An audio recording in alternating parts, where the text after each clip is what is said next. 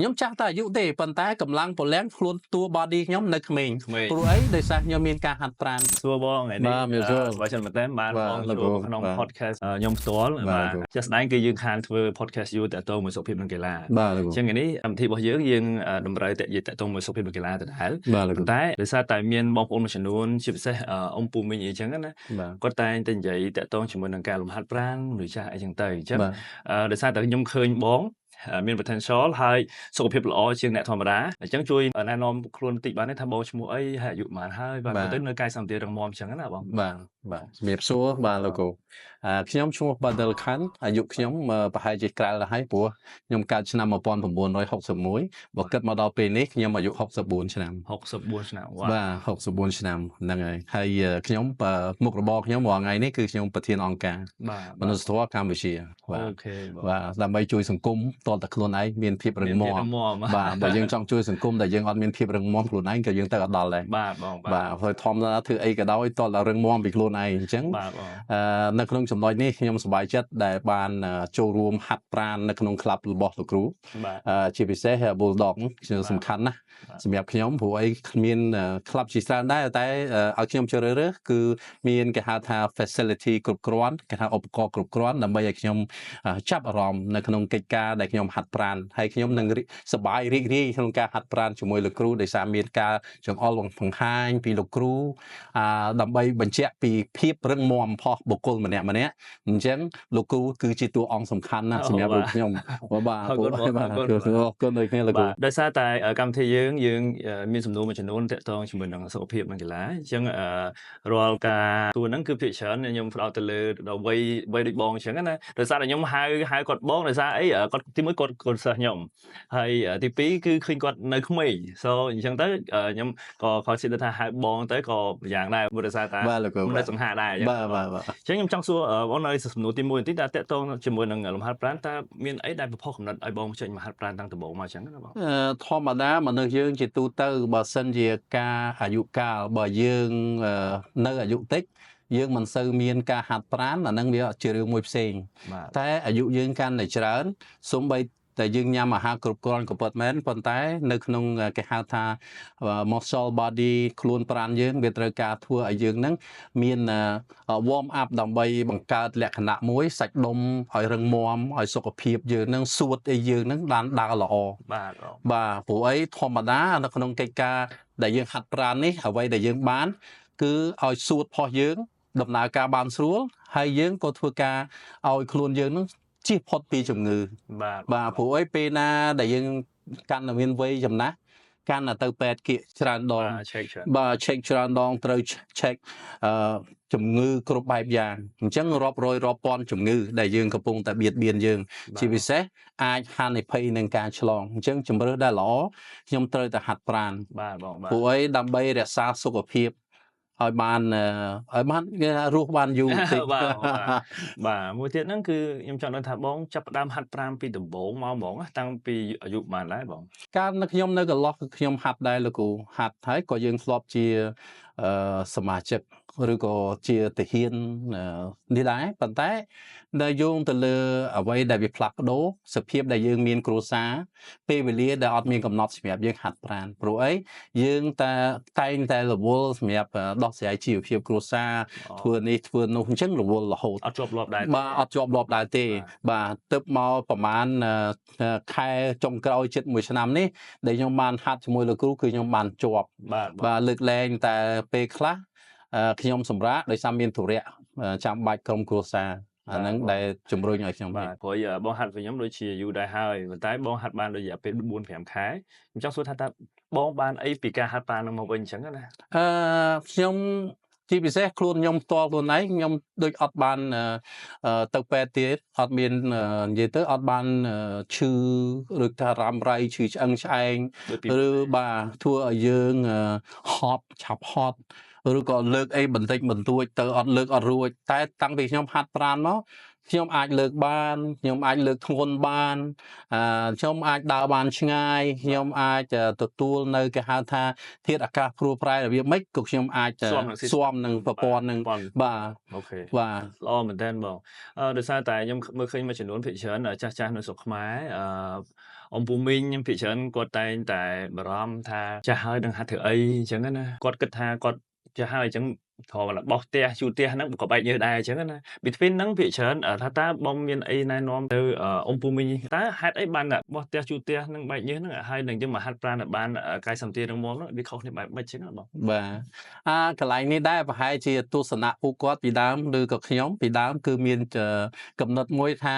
ធ្វើកិច្ចការតិចតួចឲ្យតបែកនេះអាងស្រួលខ្លួនហើយបាទតែខុសស្រឡះនៅពេលណាដែលយើងជួបអ្នកដែលជំនាញហៅថាគ្រូនោះគេចង្អុលបង្ហាញពីភាពវៃឆ្លាតហើយនឹងភាពថាដំណើរការផុសពីវត្តពីសាច់ដុំហើយនឹងឆ្អឹងហើយនឹងគ្រឿងញ៉ាំបរិភោគរបស់យើងហ្នឹងឲ្យវាស៊ីចង្វាក់គ្នាបានអាចធ្វើឲ្យយើងហ្នឹងមានភាព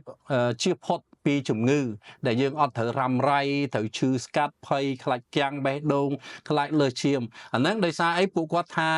បើសិនជាគាត់គិតថាបោះផ្ទះធ្វើចំការទិញទួចដើរហាត់ប្រាណទិញទួចអាហ្នឹងវាហួសសម័យទៅហើយដោយសារសម័យនេះសម័យគេប្រើឧបករណ៍ដើម្បីជួយអីជួយឲ្យយើងហ្នឹងធ្វើការងារសាច់ដុំរបស់យើងហ្នឹងឲ្យវាដំណើរការឡើងវិញកុំឲ្យវាយើងវាថាវាស្ពោតទៅវិញដោយថាអត់មានការដំណើរការសាច់ដុំអត់ធ្វើការអញ្ចឹងវាធ្វើឲ្យយើងគ្រាងកាយទ្រុឌទ្រោមឈឺអញ្ចឹងទាំងអស់គ្នាគាត់គិតថាគាត់បោះសឹងអីវាត្រូវតែខុសស្រឡះដោយពេលដែលគាត់ចូលមកហាត់ប្រាណព្រោះអីហាត់ប្រាណវាមានទៅតាមលំដាប់លំដោយវាមានហាត់ប្រាណទៅតាមផ្នែកហាត់ប្រាណដើម្បីយកកពួនជើងយកផ្លូវយកចង្កេះយកខ្នងយកសាច់ដុំដៃហើយដែរបានយើងត្រូវយកសាច់ដុំដៃដើម្បីយើងចង់ថាយើងក៏ត្រូវការលើកធ្ងន់ដែរព្រោះអីសាច់ដុំដៃក៏វាត្រូវការជួយដោយហេតុអីបានយើងត្រូវហាត់ជើងព្រោះយើងត្រូវការដើរឆ្ងាយឬក៏យើងធ្វើការធ្ងន់អញ្ចឹងវាត្រូវតែអញ្ចឹងប៉ុន្តែបើបោះវាហាក់លួចលក្ខណៈយើងលេងលោតអន្ទាក់លាក់កសៃងាយរត់តែប៉ុណ្្នឹងទេវាអត់មានដូចថាយើងធ្វើការងារផ្ទះនេះជុំវិញតែប៉ុណ្្នឹងបែកនេះមែនប៉ុន្តែបាទវាអត់បានទៅដល់សាច់ដុំរបស់យើងទេវាអត់បានធ្វើឲ្យនៅក្នុងគេហៅថាប្រព័ន្ធរាងកាយយើងហ្នឹងបានស៊ីចង្វាក់ឲ្យបានស្រូបនៅគេហៅថាអុកស៊ីសែនឲ្យបានត្រឹមត្រូវពេលដែលយើងហាត់ប្រាណតាមរបៀបរបបដែលគេមានគ្រូគេបង្ហាត់វាអាចស្រូបទៅដល់សាច់ដុំយើងប្រព័ន្ធសាច់ដុំហើយនិងប្រព័ន្ធឈាមយើងដើរបានស្រួលជាពិសេសសួតយើងក៏បានដកដង្ហើមដោយស្រួលដែរបានធ្វើចលនាបេះដូងអីអញ្ចឹងបានវាធ្វើវាតាមចង្វាក់វាតទៅទៀតអញ្ចឹងណាបាទដោយសារតែអញ្ចឹងហើយបាទភាគច្រើនអានេះពីខ្ញុំទៅវិញដែលខ្ញុំបានបង្ហាត់បងផ្ទាល់ខ្ញុំមើលឃើញចំណុចខ្លាំងហើយនិងចំណុចខ្សោយរបស់បងអញ្ចឹងណាហើយបងប្អូនមួយចំនួននឹងជាពិសេសអ៊ំពូមីងកុំបារម្ភតាក់ទងជាមួយនឹងលំហាត់ប្រាណសម្រាប់បទពិសោធន៍ខ្ញុំផ្ទាល់ហើយនឹងក្រុមការងាររបស់យើងទាំងអស់មុននឹងយើងបង្ហាត់អាយុចាប់ពី30 40ឡើងឬក៏មើលទៅគាត់យើងចំណាស់ហើយយើងតែងតែយកกระดาษឈាមមើលដូចបងការចូលដំបូង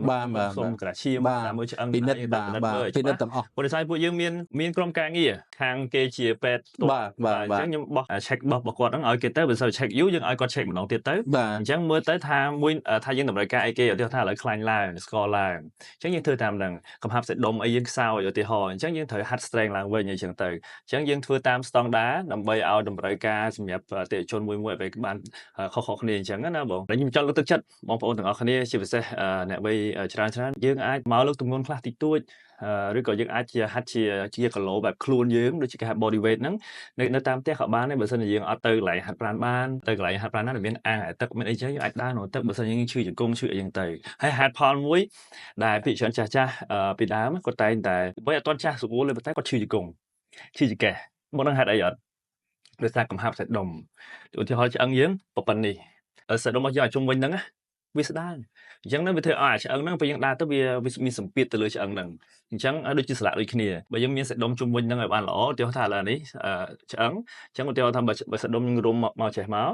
អញ្ចឹងវាធ្វើឲ្យកំហាប់សាច់ដុំហ្នឹងវារុំជាមួយឆ្អឹងយើងហ្នឹងវាធ្វើឲ្យសម្ពាធនៃការដើររបស់យើងហ្នឹងគឺវាល្អឡើងវិញអញ្ចឹងមកចង្កេះជង្គង់យើងដើរទៅវាលែងអីអញ្ចឹងណាឧទាហរណ៍មួយទៀតគឺខ្ញុំមានកូនសិស្សម្នាក់គាត់អាយុច្រើនណាស់ហើយខ្ញុំពេលហ្នឹងខ្ញុំតម្លាក់ឲ្យអ្នកគ្រូគាត់មើលគាត់សំបីតា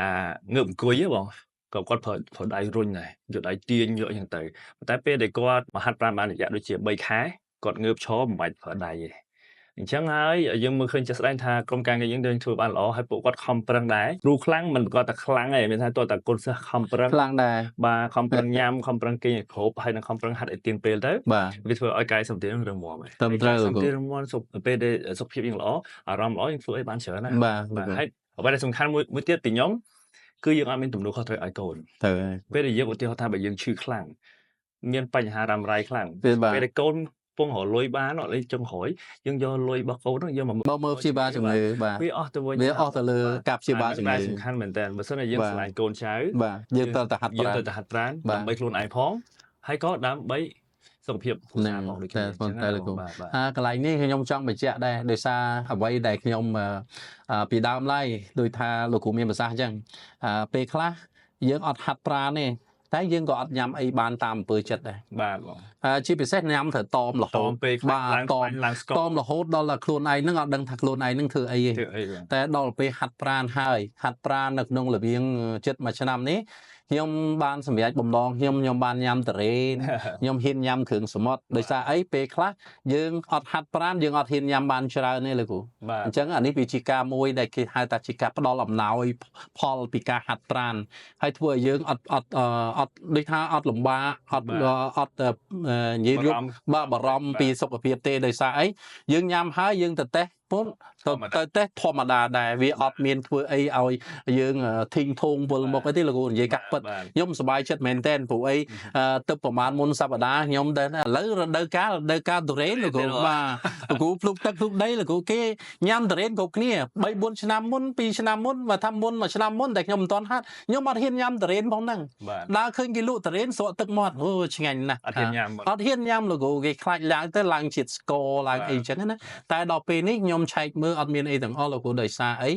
ដោយសារការហាត់ប្រាណហ្នឹងហើយហាត់ប្រាណបានត្រឹមត្រូវតែខ្ញុំនៅតែបដិសេធថាបើហាត់អត់គ្រូក៏អត់ប្រយោជន៍តែយ៉ាងហោចក៏ត្រូវតែមានគ្រូចង្អុលបង្ហាញយើងក្នុងមួយពេលរយៈពេលដែរហើយបានយើងទៅធ្វើលំហាត់ប្រាណខ្លួនឯងអានេះតើអ្វីដែលខ្ញុំគិតណាលោកគ្រូបើហាត់អត់គ្រូធម្មតាគេថាសិស្សចេះអត់គ្រូក៏ពិបាកដែរអ្វីគ្រូគឺសំខាន់ណាស់ព្រោះអីគ្រូគាត់បានរៀនសូត្របានមកចត់ក្នុងការប្រព័ន្ធដូចថារាងកាយផុសយើងមួយតើតម្រូវឲ្យយើងហាត់អាណាថ្ងៃនេះធ្វើអាណាធ្វើលំហាត់អីចឹងណាលោកគ្រូវាគេមើលមកថាវាដូចសាំញ៉ាំតែបើខ្ញុំសប្បាយចិត្តបាទសប្បាយចិត្តនឹងហាត់មានគ្រូដោយសារមានគ្រូចង្អុលបង្ហាញហើយណាមួយទៀតខ្ញុំលើករហូតដល់100គីឡូជាងពីដើមលើកតែ10 20គីឡូល្អ៊ូផ្សេងលើកនិយាយរួមលើកតែកូនមួយខាងហ្នឹងក៏ចុកចកេះដែរជាប់ចកេះតែឥឡូវអស់ស្ពតបាទ100គីឡូចាំខ្ញុំដាក់វីដេអូរបស់បងប្រុសគាត់ស្ពត100គីឡូឲ្យបងប្អូនមើលតិចទៀតអញ្ចឹងណាបាទចាំឆែកមើលទាំងអស់នេះព្រោះដោយសារតែអត់និយាយលេងទេបាទស្ពត100គីឡូវាស្មើវាខ្លាំងដែរសម្រាប់វ័យប៉ុណ្ណឹងបាទ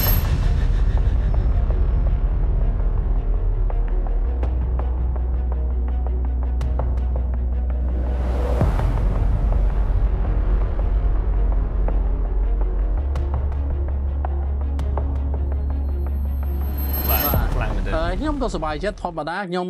អាចពោកូនម្ដងទាំងពីរបានហើយដើរវងអ៊ីវផងខ្ញុំសប្បាយចិត្តមែនទែនឥឡូវខ្ញុំមានអារម្មណ៍ថាខ្ញុំចាស់តែអាយុទេប៉ុន្តែកម្លាំងពលំខ្លួនតួ body ខ្ញុំនៅក្មេងព្រោះអីដោយសារខ្ញុំមានការហាត់ប្រាណហើយរាល់ថ្ងៃហ្នឹងអត់ហ៊ានទៅឆ្ងាយពីលោកគ្រូខ្លាចបាត់លោកគ្រូបាទអ្វីដែលសំខាន់កន្លែងបងនិយាយមិញមានន័យថាម៉េចមានន័យថាបងហ៊ានញ៉ាំអីដែលខ្លួនឯងចង់ញ៉ាំវិញថាចំណូលវាអត់ច្រើនជាងចំណាយទេបើសិនជាយើងចំណាយយើងចេញមកច្រើនយើងហូបអីចូលបានខ្ញុំថាវា balance គ្នាវាស្រួលយល់អញ្ចឹងណាលោកគ្រូខ្ញុំចង់និយាយមុនណាមុនកូវីដខ្ញុំស្លាប់នឹងតុកណាលោកគ្រូដោយសារអីយើងខ្វះជាតិស្ករខ្វះការញ៉ាំតមពេកហើយដល់ពេលអញ្ចឹងទៅញ៉ាំដូចពេលញ៉ាំកាហ្វេញ៉ាំអត់បានដល់រហូតមកដល់ពោះនេះទៀតក៏ញ៉ាំអត់បានដែរទើបមកដល់ហាត់ជាមួយលោកគ្រូឯងឥឡូវខ្ញុំហ៊ានញ៉ាំកាហ្វេនេះកាហ្វេខ្ញុំឃើញកាហ្វេមួយថ្ងៃឥឡូវខ្ញុំញ៉ាំ2ទៅ3ដងលោកគ្រូហើយកាហ្វេខ្ញុំញ៉ាំអត់ដាក់ស្ករទេសុំទោសលោកគ្រូកាហ្វេមួយសិនមិនប្រម៉ូទទេណាអត់ទេព្រោះអីពេលណាដែលត្រូវជាតិកាហ្វេចូលទៅវាធ្វើឲ្យខួរក្បាលវាស្រួលអារម្មណ៍ណាលោកវាស្រស់ស្រាយកាន់តែខ្លាំងទៅទៀតពីច្រើនបងចូលចិត្តហូបកាហ្វេកន្លែងខ្ញុំបើសិនបងប្អូនអត់ដឹងខ្ញុំមានកាហ្វេឈ្មោះ Peach Brew នៅ under Budok Fitness Center ដែរអញ្ចឹងណាមាន view ស្អាតមានអញ្ចឹងទៅបើសិនជា view កាហ្វេលោកគ្រូខ្ញុំស្បដើរប្រទេសច្រើនប៉ុន្តែខ្ញុំចាត់ទុកថាកន្លែងកាហ្វេលោកគ្រូដូចប្រទេសសង្ហបុរីអញ្ចឹងបាទព្រោះអី view ក៏ល្អស្អីក៏ល្អហើយណាមួយទៀតទាំងអស់គេហៅថា perfect សម្រាប់យើងមនុស្សតែចង់ភាពស្ងប់ស្ងាត់បាទ private clean បាទអរគុណមែនតើបងដោយសារតែថ្ងៃនេះយើងមានសំណួរមួយចំនួនទាក់ទងជាមួយនឹងលំហាត់ប្រាណកាយសម្បទាហើយនឹងចង់ inspire អ៊ំ ជាពិសេសអ្នកវ័យចំណាស់ចាស់ដែលគាត់តែងតែបារម្ភអញ្ចឹងណាតើតមួយលំហាត់ប្រាណទៅហាត់ប្រាណទៅអីចេះលើកដៃទៅខ្លាចឡើងសាច់ដុំខ្លាចចេះទៅពិតទៅកំហាប់សាច់ដុំដោយសារតែយើងលើកអីតិចតួចលើកធ្ងន់តិចតួចទៅយើងញ៉ាំចំណីអាហារល្អសម្រាប់គ្រប់គ្រាន់ទៅគឺបានវាឡើងសាច់ដុំជាពិសេសនៅស្រីៗអញ្ចឹងដែរមិនគាត់ថាស្រីៗឡើងសាច់ដុំដូចគេនិយាយហ្នឹងទេដោយសារតែមានអរម៉ូនប្រុសច្រើនយើងញ៉ាំអាហារមានប្រូតេអ៊ីនខ្ពស់បានវាឡើងតែកំហាប់សាច់ដុំគឺវាល្អសម្រាប់បងប្អូនទេកុំបារម្ភហើយបើសិនជាថាអូខេបារម្ភតាក់ទងជាមួយនឹងកំហាត់ប្រាណខ្លាចខុសឈឺសន្លាក់ឈឺអីដូចមកជួបខ្ញុំមកខ្ញុំអាចកំសាលឲ្យ free ក៏បានដែរថាតើទម្រង់របស់គាត់ហើយនឹងបញ្ហាក្នុងខ្លួនរបស់គាត់ហ្នឹងយើងអាចហាត់បែបមិនបានមិនបាច់ហាត់មានគ្រូក៏បានខ្ញុំកំសាលឲ្យ free អត់បញ្ហាទេចាស់ស្ដែងគឺខ្ញុំបើក gym គឺខ្ញុំចង់ build community fitness ឲ្យបងប្អូនប្រជាជននៅស្រុកខ្មែរឲ្យស្គាល់ពីទម្រង់នៃការហាត់ប្រាណហ្នឹងឲ្យពីសុខភាពល្អទាំងអស់គ្នាទៅអញ្ចឹងប្រជាជនយើងក៏សុខភាពល្អធ្វើការបានល្អហើយរកលុយក៏បានច្រើនហើយសុខភាពអង្គត់វាមកដល់ខ្លួនឯងបាទអញ្ចឹងឯងបាទបងខ្ញុំមើលឃើញចំណុចមួយហ្នឹងក៏អរគុណអ្វីដែលបង share ថ្ងៃហ្នឹងអញ្ចឹងណាសម្រាប់ឲ្យអ៊ំគាត់បានយល់ពេលខ្លះយើងនិយាយម្នាក់ឯងវាអត់ដូចនឹងយើងអានេះធម្មតាទេលោកគ្រូអានេះខ្ញុំចង់បានសុភាសិតមួយសម្រាប់បងប្អូនដែលមានវ័យប៉ុនខ្ញុំប្រហែលខ្ញុំឬក៏លើខ្ញុំបងឬក៏ពូឬក៏យ៉ាងម៉េចខ្ញុំក៏ចង់ជំរាបដែរថាសម្លតតែភ្លក់បាននឹងរសជាតិបាទហាត់ប្រាណតតែយើងមកហាត់បានយើងបានលទ្ធផលតែបើយើងអង្គុយតែនិយាយវាអត់បានផលទេអញ្ចឹងណាលោកបាទតសាក់លបងហាត់មួយសិនអាហ្នឹងបានធ្វើឲ្យយើងហ្នឹងវាមានផលវិជ្ជមានឬក៏អវិជ្ជមានបាទព្រោះឲ្យតម្រូវការផលមនុស្សធម្មតាហាត់ប្រាណសំខាន់ណាស់សម្រាប់ជីវិតបាទមិនមែនហាត់ប្រាណដើម្បីបំផ្លាញជីវិតទេគឺហាត់ប្រាណដើម្បីកំដរជីវិតឲ្យបានវែងឆ្ងាយជាមួយនឹងកូនចៅប៉ុន្តែបើយើងស្ដាយគេហៅថាអ្វីបន្តិចបន្តួចនោះសម្រាប់ខ្លួនឯងនោះអាហ្នឹងធ្វើឲ្យខ្លួនឯងបាត់បង់ឱកាសបាទអាហ្នឹងវាជារឿងមួយគេហៅថាឲ្យតលុយទៅពេទ្យអញ្ចឹងណាមិនមែនយើងបង្អាប់ពេទ្យទេពេទ្យខ្លះក៏នេះដែរប៉ុន្តែបើអត់ពេទ្យក៏យើងអត់កើតដែរតោះតែយើងហាត់ប្រាណបានយើងមានការប្រឡងប្រជែងតើយើងត្រូវជ្រើសរើសផ្លូវដែរ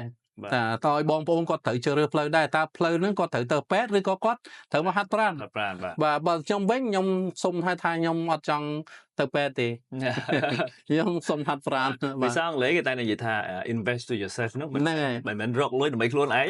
បាទ invest ពេលខ្លះវាជាសុខភាពខ្លួនឯងបងប្អូនភាគច្រើនគាត់ទៅធ្វើការដើម្បីយកលុយបាទតែសម្រាប់ខ្ញុំ invest to myself ភាគច្រើនគឺហាត់ប្រាណនឹងឯងព្រោះដោយសារតែការងារមួយហ្នឹងវាអត់មានពីណាគេមកធ្វើជំនួសយើងទេត្រូវបងមានតែយើងទេដែលធ្វើខ្លួនឯងដោយសារតែបើយើងចង់ invest ទៅក្នុងពេទ្យផ្សេង invest to yourself ផ្សេងវាខុសគ្នាអញ្ចឹងណាបងបាទនិយាយលេងសើចទេបាទការងារមួយនេះបើសិនយើងមានលុយពេលខ្លះ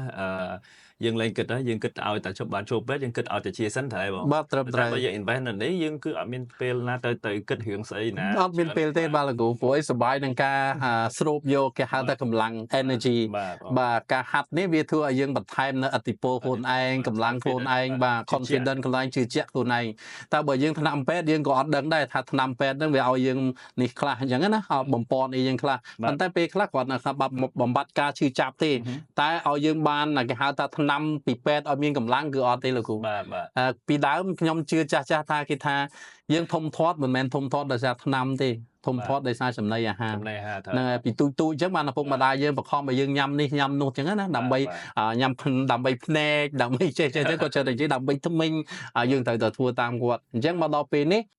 បានន័យថាលទ្ធផលយើងឈរមកដល់អាយុ60ដូចខ្ញុំ64អញ្ចឹងខ្ញុំជឿជាក់ថាអូខេខ្ញុំវាមានអារម្មណ៍ថាខ្ញុំស្រួលខ្លួនខ្ញុំអត់មកដល់ពេលនេះខ្ញុំអត់នៅតែខ្ញុំបដិសេធថាខ្ញុំអត់ចង់ទៅពេទ្យបាទបងបាទនិយាយស្មោះត្រង់ទៅក៏ប៉ុន្តែអត់មានច្រើនទេដែលគិតដូចបងអញ្ចឹងណាប៉ុន្តែយើងចង់ធ្វើវីដេអូមួយនេះឲ្យចង់ចែកម្លែកឲ្យពួកគាត់ដឹងតាក់ទងជាមួយនឹងចំណេះដឹងខ្លះមិនមែនថាយើងចេះជាងគេឬក៏ក្មេងហើយទៅឲ្យ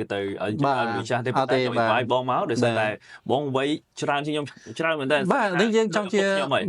បាទចេះចែកម្លែកគេហៅថាចំណេះដឹងទូទៅទាំងអស់គ្នាអញ្ចឹងបងប្អូនស្ដាប់លឺថាតាក់ទងជាមួយអារម្មណ៍ពិតហើយនឹងបទពិសោធន៍ពិតការហាត់ប្រាណពិតហើយបងបានអីខ្លះតាក់ទងជាមួយនឹងការហាត់ប្រាណពេលនៅកន្លែងហាត់ប្រាណអញ្ចឹងណាអញ្ចឹងមិនបារម្ភទៀតទេបងប្អូនតាក់ទងជាមួយនឹងការហាត់ប្រាណគឺជួយយើងបានច្រើនមែនតើជាពិសេសគឺផ្លូវចិត្តដែរត្រូវបងត្រឹមត្រូវលោកគ្រូបាទ release stress ត្រឹមត្រូវក្លឹបដូចគ្នាហើយមិនប្រកាសថាមកជីមហ្នឹងតើតែសម្រក់គីឡូទេមកជីមហ្នឹងក្លឹបហាត់ប្រាណមានដែកមានអីហ្នឹងពេលខ្លះយើងបៀលសាច់ដុំរបស់យើងឲ្យវាតឹងណែនហើយបង feature ចាស់គាត់ថាអាចទៅជីមអីទៀត តូចឯហ្នឹង scope ឯហ្នឹងតែអត់តន់ដឹងថាអ្នក scope នោះភាគច្រើនអត់សូវមានកំហាប់សាច់ដុំភាគច្រើន risky ទៅលើអីគេទៅលើឆ្អឹងសន្លាក់អីផ្សេងត្រឹមត្រូវបាទហ្នឹងវាជាបញ្ហាច្រើនណាស់អាហ្នឹងហើយធ្វើឲ្យយើងឈឺសន្លាក់ដៃសន្លាក់ជើងដោយសារអីយើងអត់មានលំហាត់ប្រាណត្រឹមត្រូវបាទសរុបមកវិញរួមគឺថ្ងៃនេះយើងចង់និយាយតាក់ទងជាមួយនឹងលំហាត់ប្រាណបែបមនុស្សចាស់ហើយយើងបានអីខ្លះតាក់ទងជាមួយនឹងបទពិសោធន៍ផ្ទាល់ពីបងអញ្ចឹងខ្ញុំជឿមកមិនមែនចង់បាន attention ទៅលើអីដើម្បីទៅនិយាយសម្រាប់មនុស្សចាស់ផ្សេងៗទេខ្ញុំចង់ឲ្យថាមានបទពិសោធន៍សម្រាប់បងផ្ទាល់ហើយជាបទពិសោធន៍របស់ខ្ញុំដែរខ្ញុំហាត់គេមនុស្សចាស់ច្រើនដូចគ្នាត្រឹមត្រូវលោកគ្រូហើយចង់ឲ្យបងប្អូនភាសារបស់តាក់ទងជាមួយនឹងលំហាត់ប្រាណបែបលើកទម្ងន់ដើម្បីជួយឆ្អឹងជួយស្លាយអញ្ចឹងទៅហើយកន្លែងក្លឹបហាត់ប្រាណខ្ញុំក៏មានហាក់អាងទឹក steam sauna មានបាទលោកគ្រូមាន library មានកាហ្វេមានបងប្អូនមានមកកាហ្វេហើយនៅភ្នំពេញនៅសែនសុខបងប្អូនក្នុងសែនសុខអីអាចមកសាកមើលបានត្រឹមត្រូវបាទពួកខ្ញុំនៅសែនសុខដែរបាទហើយនៅសៀមរាបយើងមាននៅក្នុងអគារ Rose Park Square និយាយនេះមិនមែនថាដើម្បីឲ្យមកប្រម៉ូទចិត្តជីមយើងចង់បង្ហាញកន្លែងដែលបងប្អូនទៅនេះជីមរបស់ខ្ញុំបើថាបងប្អូននៅចិត្តទេយើងមក support មកបាទនេះគឺជាការលើកទឹកចិត្តទេបើសិនជាផ្ទះបងប្អូននៅចិត្តនៅណា Elite the place ឬក៏នៅ Go Gym អីបងប្អូនអាចទៅបានអត់បញ្ហាទេព្រោះអ្នកណាចិត្តនៅខាងណាទៅខាងហ្នឹងចុះនៅក្នុងប្រាណគឺយើងខ្ញុំធ្វើវីដេអូនេះឡើងដើម្បី build community fitness បងប្អូនស្គាល់ថាសុខភាពគឺជាអ្វីទេអញ្ចឹងបងប្អូនទៅកន្លែងចិត្តផ្ទះទៅដើម្បីសុខភាពខ្លួនឯងទេត្រឹមត្រូវបើស្រឡាញ់ខ្លួនឯងបើស្រឡាញ់កូនស្រឡាញ់ចៅត្រូវតែមើលសុខភាពបាទថែសុខភាពខ្លួនឯងចាប់ពីថ្ងៃហ្នឹងទៅបាទត្រឹមត្រូវអត់តន់យឺតពេលទេអត់តន់យឺតពេលទេលោកអត់តន់យឺតពេលទេបាទអត់តែយើងមកដល់កន្លែងនេះយើងមានសេចក្តីសុខហើយអត់តែជន់ដល់កន្លែងហាត់ប្រាណបាទអូខេបងអញ្ចឹងបងមានពាក្យពេចន៍អីចង់ក្រោយសម្រាប់បងប្អូនឲ្យគាត់យល់ដឹងបន្ថែមឬក៏អីតាក់ទងជាមួយនឹងសុខភាពអីទៀតបងសម្រាប់ខ្ញុំចង់ផ្ដាំផ្ញើហ្នឹងហើយដូចខ្ញុំចង់ជំរាបអញ្ចឹងថាសុខភាពយើងបានដោយខ្លួនឯងអត់មានអ្នកណាម្នាក់ឲ្យយើងទេបើយើងអត់ប្រឹងបើយើងអត់ប្រឹងយើងអត់បានយើងអាចយកលុយទៅទិញសុខភាពបានទេតោះតែយើងយកកម្លាំងយើងមកបដូរសកម្មភាពយើងមកបដូរបានយើងបានសុខភាពអញ្ចឹងបងប្អូនទាំងអស់ត្រូវតែជឿជាក់លើខ្លួនឯងកុំបដិសេធតែខ្លួនឯងនឹងធ្វើមិនកើតអញ្ចឹងណាចង់ឲ្យពួកគាត់មានអារម្មណ៍ថាពួកគាត់ធ្វើបានដើម្បីសុខភាពដើម្បីរស់នៅជុំវិញអ្នកដែលយើងស្រឡាញ់បាទបងពេលដែលយើងមានសុខភាពទ្រុឌទ្រោមអ្នកដែលស្រឡាញ់ក៏យើងបាត់បង់ដែរបាទបងបាទខ្ញុំស្ដាំផ្ញើតែប៉ុណ្្នឹងឯងព្រោះអីលុយកាក់ទ្រព្យសម្បត្តិមិនមែនជាការរង្វាស់ពីសុខភាពទេបាទតែសុខភាពបានអាចវាស់ពីក្តីស្រឡាញ់ពីសុភមង្គលបាននៅបុគ្គលម្នាក់អ្នកខ្លះគេតែនិយាយថាឲ្យតែមានលុយគឺធ្វើអីក៏បានអញ្ចឹងណាបាទអានឹងសភាចិត្តគាត់ធ្វើអីក៏បានប៉ុន្តែដល់ពេលហើយគាត់មិនអាចទិញជីវិតបានទេបាទទៅហើយបាទទៅហើយបាទហើយបើសិនជាទ្រព្យសម្បត្តិនេះតែភ្លើងឆេះទៅអស់ហើយតែបើយើងមានសុខភាពយើងអាចធ្វើអីរស់នៅដោយចិញ្ចឹមជីវិតបានតទៅទៀតបាទបាទអរគុណច្រើនមែនតើបងដូចគ្នាថ្ងៃនេះមានថាដូចខ្ញុំអត់ញ៉ាំជើតែខ្ញុំនិយាយជាមួយបងជាគាត់សិស្សផ្ទាល់ផងហើយណាមួយបងនិយាយលះជាងខ្ញុំទេលះជាងខ្ញុំទៅហើយអានេះដោយសារទឹកចិត្តខ្ញុំមានអញ្ចឹងណាខ្ញុំចង់ share ឲ្យបងប្អូនទាំងអស់គ្នាដែរដើម្បីអីដើម្បីបើឃើញទឹកចិត្តលោកគ្រូក៏ល្អខ្ញុំស្រឡាញ់លោកគ្រូរាល់ថ្ងៃមិនសឹងថាចង់ទៅឆ្ងាយពីលោកគ្រូទេបាទចង់ទៅនៅក្បែរលោកគ្រូតែប៉ុន្តែពេលខ្លះដោយសារទុរៈគ្រួសារក៏ត្រូវទៅដែរម្ដងមួយយាមទៅធ្វើនេះធ្វើនោះអញ្ចឹងណាបាទពេលខ្លះខ្ញុំអត់ចង់ឲ្យដាច់តែការហាត់ប្រាណសូម្បីថ្ងៃសៅរ៍អាទិត្យខ្ញុំក៏អត់ចង់ទៅឆ្ងាយដែរខ្ញុំត្រូវតែមកហាត់ព្រោះអីជាសុខភាពខ្ញុំអត់មានអ្នកណាមកទិញបានត្រូវបងត្រូវអូខេបងអរគុណដូចគ្នាបាទអញ្ចឹងថ្ងៃនេះពីខ្ញុំ Long D Fitness ជាក្លឹបហាត់ប្រាណ Bulldog Fitness Center ដែលមានសម្ភារៈគ្រប់គ្រាន់ហើយនឹងស្តង់ដារនិងអាងអាទិត្យនិង Steam Sauna អរគុណច្រើនបងប្អូនដែលតាមដានព័ត៌មានឬក៏ហៅថាសុខភាពនៃកីឡារបស់ខ្ញុំតាំងពីដើមមកអញ្ចឹងណាខ្ញុំខានធ្វើវីដេអូយូរហើយអញ្ចឹងថ្ងៃនេះជាវីដេអូមួយដែលខ្ញុំខានធ្វើដូចខ្ទង់ចិត្ត2ខែហើយសង្ឃឹមថាបងប្អូនស្រឡាញ់សុខភាពទាំងអស់គ្នាហើយចែករំលែកវីដេអូមួយនេះទៅដល់បងប្អូនឬក៏ពុកម៉ែណាដែលគាត់អត់ទាន់យល់ដឹងតាក់ទងជាមួយនឹងរឿងហ្នឹងឬអាចមិនសិនគាត់នៅពីគ្រប់ហ្នឹងក៏បានដែរដើម្បីគាត់យល់ដឹងថែមពីរឿងអញ្ចឹងណាហើយបើសិនជាមានសំណួរតាក់ទងជាមួយនឹងសុខភាពកីឡាកុំភ្លេច comment ពីក្រោមខ្ញុំដឹងផងខ្ញុំនឹងធ្វើវីដេអូនៅក្នុងវីដេអូក្រោយអញ្ចឹងខ្ញុំ Long D ហើយនឹងបងអរគុណបាទនារីបាទអរគុណបាទ